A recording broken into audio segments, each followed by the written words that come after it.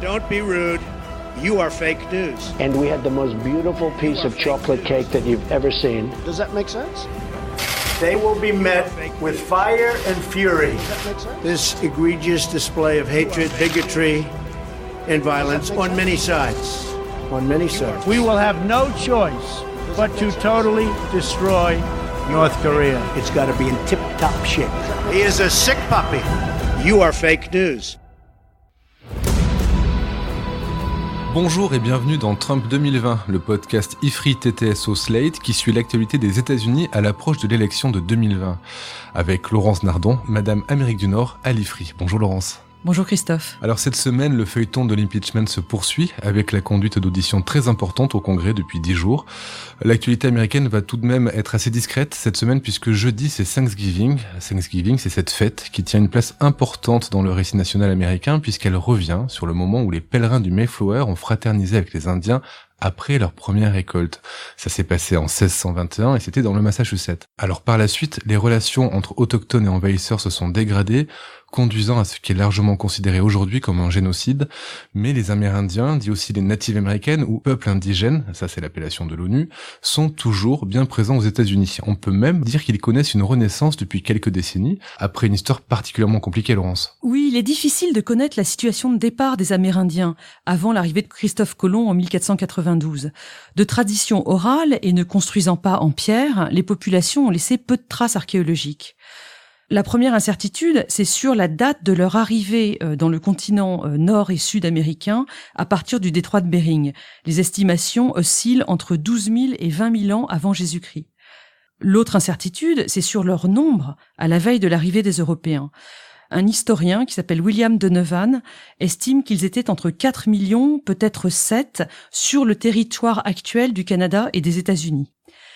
Si on fait abstraction des premiers contacts avec les Vikings autour de l'an 1000, puis avec des pêcheurs basques, la grande rencontre a lieu avec les Espagnols dans le sud du continent nord-américain vers 1498. Ces derniers leur transmettent les chevaux, qui vont complètement transformer le mode de vie des Indiens des plaines.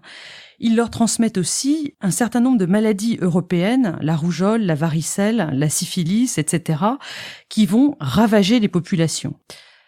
Et lorsque les pèlerins du Mayflower arrivent en 1620, ceux qui vont fêter Thanksgiving, il ne reste plus que 12 000 Indiens Wampanoag, alors que Samuel de Champlain, l'explorateur français qui les avait rencontrés en 1606, en avait vu à l'époque 10 fois plus. Laurence, on a une idée assez précise des différentes populations et des cultures qui composent la communauté amérindienne ? Oui, on compte pour les États-Unis environ 8 aires géographiques différentes. Il y a les Indiens du Nord-Ouest, les Algonquins, les Iroquois. Il y a les tribus nomades des plaines, les Sioux, les Comanches et les Cheyennes. Il y a aussi des populations sédentaires comme les Indiens Pueblos dans le Sud-Ouest. Tous ces groupes ont pu pratiquer jusqu'à 1 millier de langues ou de dialectes différents, dont il reste aujourd'hui 250 environ. L'arrivée des colons a tout bouleversé. Très rapidement, ça s'est mal passé entre envahisseurs et autochtones. Oui, alors la raison évidente, c'était que les colons européens voulaient des terres et donc voulaient les prendre aux tribus amérindiennes. Mais au-delà de ça, je crois que l'incompréhension culturelle entre Européens et Amérindiens était à son comble. C'est ce qui a amené le général Sheridan à dire, par exemple, que le seul bon Indien est un Indien mort. Et du coup, très rapidement, les guerres ont commencé. Il y a eu un nombre vraiment très important de campagnes militaires des colons puis des États-Unis contre les tribus amérindiennes. Si l'on additionne le choc biologique avec les maladies européennes, la supériorité technologique des Européens dans les guerres et certaines pratiques comme l'anéantissement des troupeaux de bisons pour affamer les populations amérindiennes, on arrive à une chute de la population vraiment drastique. Lors du recensement de 1890, il n'y a plus que 248 000 Native Americans sur le territoire des États-Unis, hors Alaska. Ce chiffre reste à peu près stable, on est à 350 000 en 1950. En 1953, le gouvernement fédéral va jusqu'à voter une loi de termination qui prévoit le démantèlement définitif des dernières réserves indiennes. À cette époque-là, le problème indien, entre guillemets, semble réglé et les populations amérindiennes sont devenues totalement invisibles dans le paysage américain. Mais Laurence, les colons ont toujours considéré les Amérindiens comme un problème. Il n'y a jamais eu de tentative de collaboration ou de coexister ensemble sur le même territoire? Si, bien sûr, il y a un certain nombre d'épisodes positifs. Je vais juste en mentionner un. C'est l'expédition de Lewis and Clark, une expédition qui a été mandatée par le président Jefferson en 1804 jusqu'en 1806. L'objectif était d'explorer le territoire de la Grande Louisiane qui venait d'être racheté à la France et d'essayer de trouver comment les fleuves pouvaient se connecter pour passer par le nord-ouest de la côte atlantique à la côte pacifique. Les deux hommes lèvent une expédition dont fera partie Sacagawea, une jeune indienne de la tribu des Shoshone qui va leur servir de traductrice. Sacagawea était par ailleurs la femme de Toussaint Charbonneau, un Français canadien, et ça permet d'illustrer la différence entre les protestants et les catholiques. Les Français catholiques avaient beaucoup plus de facilité à épouser officiellement des indiennes puisqu'elles se convertissaient et elles avaient des enfants qui prenaient des noms français par la suite. Revenons en 1953. Alors que le gouvernement fédéral prévoit la termination, il y a comme un retour de balancier en faveur des Amérindiens. Oui, ce retour de balancier, on pourrait en voir les prémices pendant la Seconde Guerre mondiale, puisque à cette époque, les Indiens Navajo jouent un grand rôle en protégeant les communications militaires des décodeurs japonais en parlant Navajo, justement. Et puis par la suite, les tribus amérindiennes vont s'inscrire dans l'immense mouvement de libération des années 60, au même titre que les Afro-Américains, que les femmes, que les gays. Les Amérindiens vont trouver leur époque de libération. On peut rappeler l'épisode d'Alcatraz, la petite île au large de San Francisco, qui est occupée par des tribus indiennes revendiquant leur liberté de novembre 1969 à juin 1971. Juste avant, le président Johnson avait déjà fait voter le Indian Civil Rights Act en 1968. Et en 1970, c'est la politique de termination qui est officiellement abrogée. Ce changement d'attitude se traduit dans la littérature avec par exemple Bury My Heart at Wounded Knee, un livre de Dee Brown qui a fait date, c'était en 1970, et puis la filmographie évidemment, l'image des Indiens changeant énormément entre les westerns des années 50 et Danse avec les loups, le film de Kevin Costner en 1990. Donc politiquement, la situation s'est améliorée pour les Amérindiens, mais pas seulement, économiquement ça va mieux aussi. Oui, et ça c'est principalement grâce au casino. En 1987, la Cour suprême, qui reconnaît la souveraineté des tribus, les autorise à en ouvrir. Et là, c'est une transformation totale.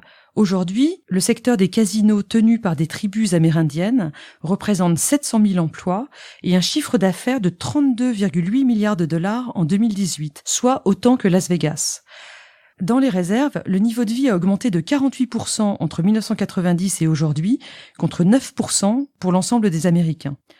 Et là, je tiens à saluer ma source qui est Corinne Laine du Monde, qui a fait une série d'articles très intéressants l'été dernier. Du coup, l'évolution politique et culturelle se poursuit. Il y a eu un musée des Amérindiens qui a ouvert à Washington en 2004. Un mémorial pour les vétérans amérindiens sera inauguré à Washington également l'année prochaine. Et lors des élections de novembre 2018, les 2 premières femmes amérindiennes ont été élues représentantes au Congrès. Il s'agit de Deb Haaland du Nouveau-Mexique et de Sharice Davids du Kansas. Vu d'Europe, on a l'impression que les Amérindiens sont de moins en moins nombreux, et pourtant ce n'est pas le cas. On en était resté à 350 000 Amérindiens lors du recensement de 1950. Ce chiffre a énormément augmenté. Plusieurs raisons à cela. D'abord, un accroissement naturel. Deuxièmement, une fierté retrouvée des origines. Et puis surtout, la modification des méthodes de recensement. D'abord, c'est autodéclaratif, donc on peut cocher la case amérindien si l'on le souhaite. Et puis surtout, on peut cocher plusieurs cases dans le recensement aujourd'hui si on a des origines diverses. Et donc, au dernier recensement en 2010, on décompte 5,2 millions d'Amérindiens aux États-Unis, c'est-à-dire plus 26% par rapport au recensement précédent en 2000. Sur ces 5,2 millions, 2,9 sont 100% indiens et 2,3 millions sont métissés, c'est-à-dire revendiquent plusieurs origines. Alors, quelques détails sur ces chiffres. D'abord, 70% des Amérindiens vivent en dehors des réserves. Les tribus les plus importantes sont les Navajo et les Cherokees. Et les États qui ont la plus forte proportion d'Amérindiens sont l'Alaska, 15%, le Nouveau-Mexique, le Dakota du Sud et l'Oklahoma qui en ont chacun entre 8 et 10%. Attendez Laurence, il ne suffit pas de se déclarer amérindien pour être amérindien, si ? Non, en effet, si le recensement est autodéclaratif, en revanche, le fait d'être indien dépend des autorités des tribus. Et là, il y a un énorme débat en cours aux États-Unis depuis plusieurs années parce que dans les différentes tribus, les chefs contrôlent de manière très serrée qui a le droit de se revendiquer de leur tribu ou non. Et là, on tombe dans un débat en réalité très racialisé sur le degré de sang indien que l'on doit pouvoir être en mesure de prouver pour être accepté par la tribu. Ça crée énormément de drames personnels, des gens qui sont rejetés parce qu'ils n'ont pas les 15 ou 20% nécessaires. Donc si on résume Laurence, politiquement ça va mieux, économiquement aussi, culturellement aussi, la population explose, tout va donc pour le mieux pour les Amérindiens. Et non, malheureusement, il faut quand même conclure sur des éléments assez négatifs, et notamment l'alcoolisme et la violence qui restent prépondérants aujourd'hui encore sur les réserves. Par ailleurs, chez les jeunes Indiens, on continue à déplorer une certaine réticence à accéder à l'éducation supérieure.